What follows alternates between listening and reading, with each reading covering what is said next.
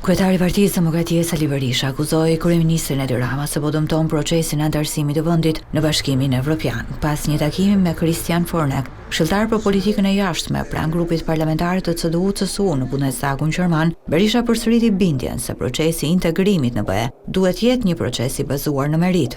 Duhet jetë një proces i bazuar në merit, çka ekzistojnë të gjitha mundësitë, por jo me Edi Ramën. Edi Rama është garant dhe udhëheqës kryesor i klaneve të drogës në Shqipëri.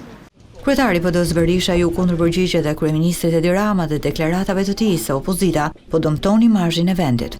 Nacionalizmi i mafjes është strofulla e mafiozëve dhe s'ka asgjë të përbashkët me interesat patriotike atdhetare të qytetarëve.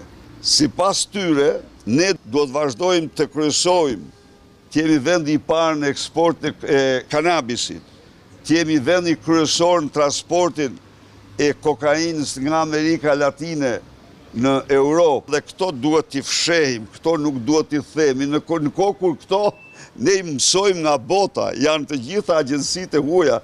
Berisha sqaroi gazetarët se me këshilltarin e grupit parlamentar të CDU-CSU bisedoi për problemin e standardeve zgjedhore në Shqipëri, si dhe njohu atë me kërkesën e opozitës për krijimin e një qeverie teknike që të çojë vendin drejt zgjedhjeve të reja.